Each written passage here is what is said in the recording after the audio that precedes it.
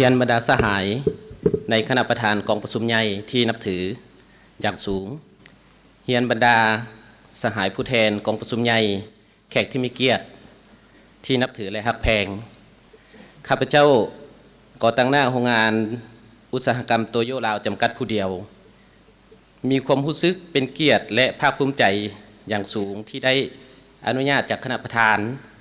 เข้าร่วมกองประชุมประกอบคำเห็นในกองประชุมใหญ่ผู้แทนองค์คณะพรรคนครหลวงเวียงจันทร์ครั้งที่ 7ในหัวข้อตัวแบบการผลิตท่อน้ำในประเทศลาวที่ด้วยการนำใช้เทคโนโลยีและนวัตกรรมที่ทันสมัยบรรดาสหายที่นับถือและฮักแพงโรงงานอุตสาหกรรมโตโยลาวจำกัดผู้เดียวหรือเอิ้นชื่อย่อว่าโรงงานท่อโตโยหรือภาษาอังกฤษเอิ้นว่า Toyo Pipe Factory ได้สร้างตั้งและดำเนินธุรกิจในปี 2016 เป็นต้นมาโรงงานนี้เป็นการลงทุนของเอกชนภายใน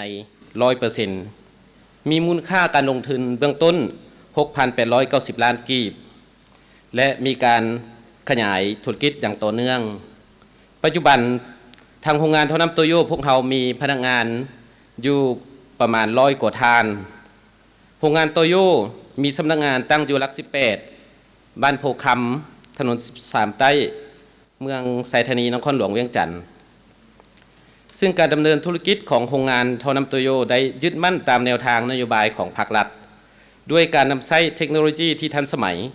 เข้าในการผลิตเพื่อหันการผลิตให้กลายเป็นการผลิตอุตสาหกรรมและทันสมัยเทื่อละก้าวซึ่งผลดำเนินการของโรงงานในระยะผ่านมามีดังนี้เนาะ 1. อิงใส่การสมใส่น้ำในสปป.ลาวและแรงบันดาลใจในการสร้างโรงงานท่อน้ำโตโยขึ้นทำอิฐเมนอิงใส่สถิติการใส่น้ำของประชาชนลาวในขอบเขตทั่วประเทศในปี 2018 เห็นว่าอัตราการใส่น้ำของคนลาวในกวมเพียงแต่ 25% เนาะที่ได้ใช้น้ำประปาที่สะอาด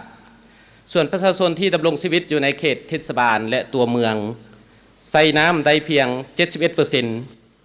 71% ตามสถิติดังกล่าวเห็นว่าอัตราประชาชนลาวที่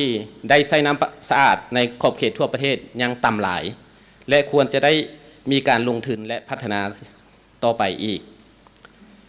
2. อิงใส่ยุทธศาสตร์ของรัฐบาลฮอดปี 2020 จะสู้ชนให้ประชาชนอยู่ในเขตเทศบาลและตัวเมืองสามารถมีน้ำประปาใช้ถึง 80-90% และฮอดปี 2030 จะสู้ชนปฏิบัติแผนน้ำประปาปลอดภัยให้ได้ประชาชนผู้สมใช้น้ำสามารถดื่มน้ำประปาจากก๊อกได้ทุกสถานที่ทุกเวลาด้วยวิสัยทัศน์ของคณะอำนวยการอยากสร้างท่อน้ำที่สะอาดได้มาตรฐานสากลราคาเหมาะสมกับเศรษฐกิจของสังคมลาวเพื่อทดแทนสินค้านำเข้าจากต่างประเทศเทื่อละก้าวและสร้างผลิตภัณฑ์ลาวคุณภาพสูงสามารถส่งออกไปสู่ตลาดต่างประเทศดังนั้นพวกเราจึงได้สร้างตั้งโรงงานอุตสาหกรรมโตโยลาวจำกัดผู้เดียวขึ้นเป็นทางการในปี 2016 ผลสำเร็จในการจัดตั้งปฏิบัติในระยะผ่านมาโรงงานท่อน้ำโตโยดำเนินการผลิตด้วยการนำใช้เทคโนโลยีที่ทันสมัยจากสหภาพยุโรปอเมริกาคุ้มครองการผลิตด้วยทีมงานวิชาการมืออาชีพประสบการณ์หลายกว่า20 ปีไปเคียงคู่กับการนำใช้ระบบ 5 ส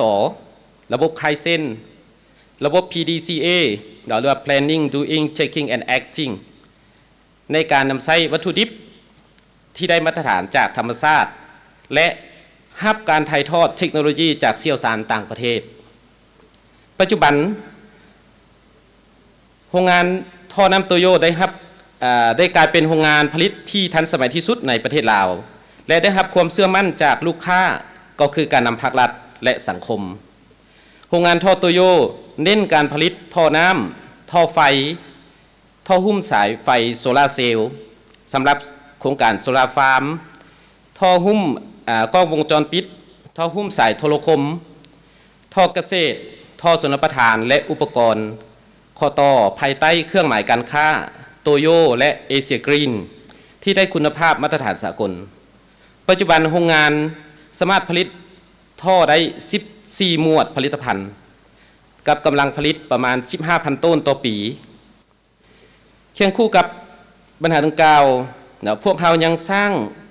ศูนย์ทดลองวัสดุการประปาครบวงจรที่ได้มาตรฐานและได้รับการทดลองคุณภาพและได้รับการยั่งยืนคุณภาพจากกรมมาตรฐานกระทรวงวิทยาศาสตร์และเทคโนโลยีปัจจุบันผลิตภัณฑ์ของโรงงานท่อโตโยได้รับการยอมรับจากตลาดภายในโครงการลงทุนต่างประเทศและองค์การจัดตั้งสากลเช่นรัฐวิสาหกิจน้ำประปาทั่วประเทศโครงการน้ำประปาของ ADB ใจก้ากอยก้า World Bank KFW UNICEF NGO บัตรเขตเศรษฐกิจพิเศษบอคำเซโปนบอคำผูเบี้ยและอื่นๆปัจจุบันพวกเขามี 3 สาขาในนครหลวงเวียงจันทร์และ 800 กว่าตัวแทนในขอบเขตทั่วประเทศย้อนความมุ่งมั่นพัฒนาอย่างต่อเนื่องของคณะอำนวยการและพนักงานทุกคนในระยะผ่านมาโรงงานท่อโตโยสามารถสร้างผลงานมาได้ในหลายด้านเช่นได้รับใบยั่งยืนมาตรฐานระบบคุ้มครองคุณภาพ ISO 9001:2015 ได้รับใบยั่งยืนผลิตภัณฑ์ลาวคุณภาพสูงหรือ Made in ลาวใบยั่งยืนมาตรฐานแห่งชาติลาวหรือมล712009ได้รับรางวัลธุรกิจขายยกขายย่อยดีเด่นอาเซียนได้รับรางวัลธุรกิจริเริ่มและขับเคลื่อนนวัตกรรมดีเด่นอาเซียน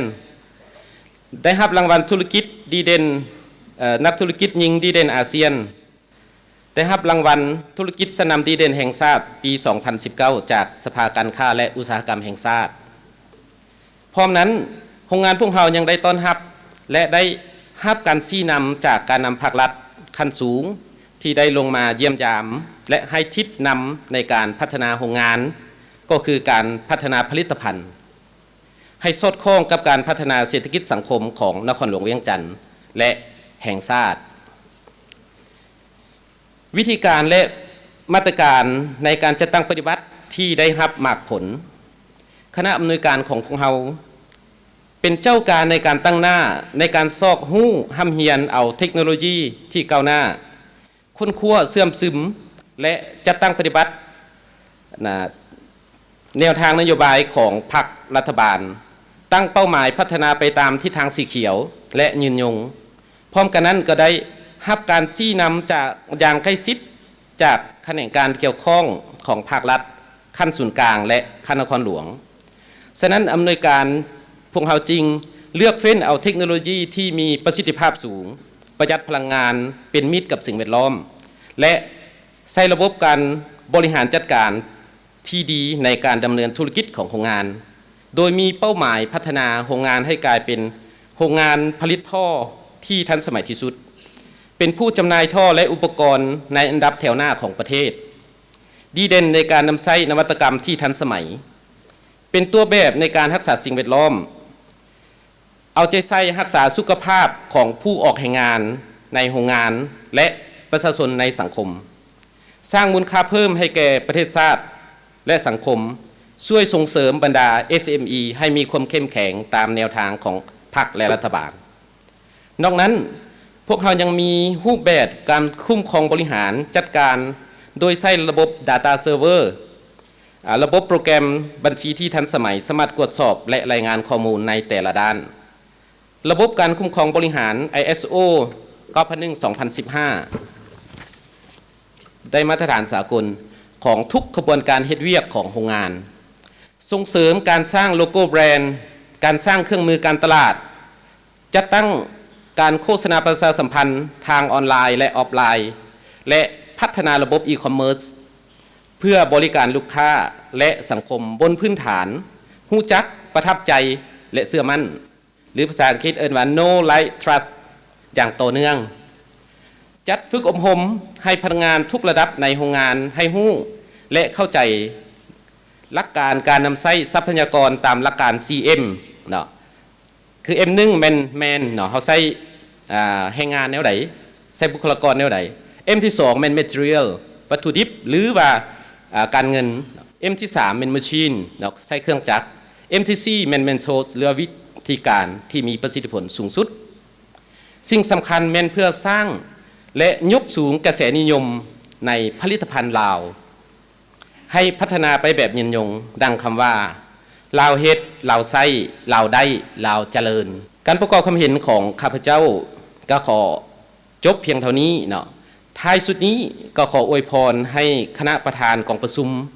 บรรดาสหายผู้แทนกองประชุมใหญ่แขกที่มีเกียรติจงมีสุขภาพเข้มแข็งประสบผลสำเร็จในการนำพาทุกหน้าที่เวียกงานขออวยพรให้กองประชุมใหญ่มีผลสำเร็จอย่างจบงามขอขอบใจ